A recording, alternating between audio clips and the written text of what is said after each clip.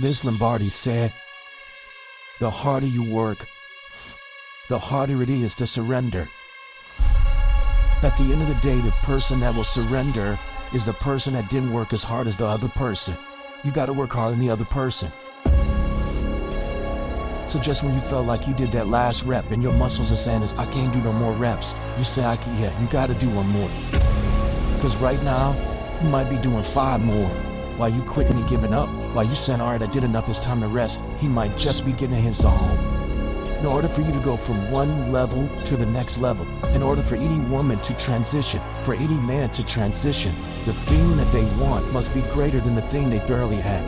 Humans do not transition to another level when they're comfortable with the level that they're on. Because you're thinking right now like, "I want a better home, I want a better car, I want a better family." No, that's what you say with your mouth. That's what you say to make yourself feel good about yourself. Because you don't get out of life what you want. You get out of life who you are. Everybody likes the idea of success. Everybody wants to have millions of dollars in their bank account. But going out and doing those things, going out and building a plan backwards from that point that you want to be, and going through the day-to-day actions of building that, you don't love that idea. You like the idea of success as long as it's fucking easy, as long as it doesn't take dedication, as long as it doesn't take you having to do things that you don't feel like doing when you don't feel like doing them. You need to decide if you're in love with the idea of success or if you're in love with success. You only transition from one level to the next when you're tired of the level you're on. You can stop at that level, or you can go, "I want more levels. I want more fucking levels." When you start losing, it becomes a habit. That's what's dangerous. It doesn't just affect you. Now your children and your children's children are going to be broke. Winners win and losers lose. And if you create a culture of losing, if you keep being a victim, if you keep letting people do you and treat you any kind of way, it's going to become our culture. Life happens to everybody. But winners approach it like victors and losers like victims. Winners win, not because their circumstances change, not because they win the lottery, not because they get this network. Winners win because they change their mentality from being a loser, a victim, to being a victor and saying, "I have what it takes. I've got the right mindset. I'm alive. I can count on me." So if you're tired of losing and you're ready to win, you owe you to be a winner. If you're gonna be the best, the cream of the crop, you're gonna be the apex. You gotta be it, not talk about it. You gotta be it. It has to consume you. It has to take over you. You put in work.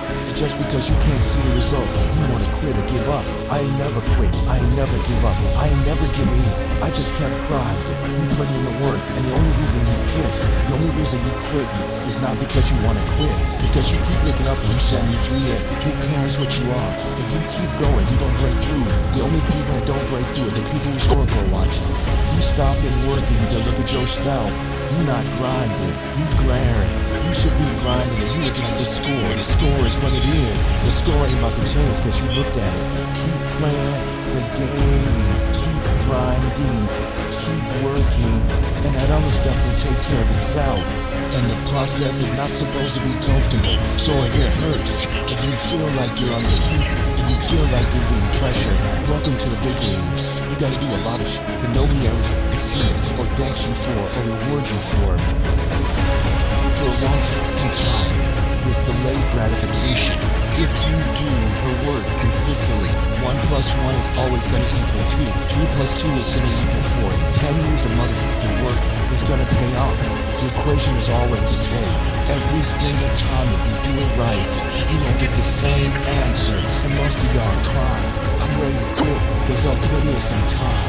You might have put in some time, but you didn't put in the time. The time that's required to make your dream become a reality. You can't shortcut success. Ain't no days off. You think if you're sick, you can quit. You think because you hurt and you in pain, you can just give up. You think just because you put in some time, that ain't that time. You put in the time coach told you to put in. You put in the time the teacher told you to put in.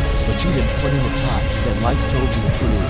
You didn't put in the time that the bride told you to put in. So what? You've been working out for 6 months. So what? You just started studying. So what? You're not. You're serious. You just got serious 6 months ago. So what?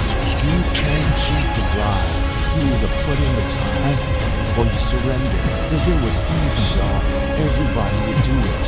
But it ain't easy. But I know you have what it takes to make it happen. Download this video and audio by becoming a member at benlionelscott.com. Plus, get early access to all new content and hundreds of exclusive videos.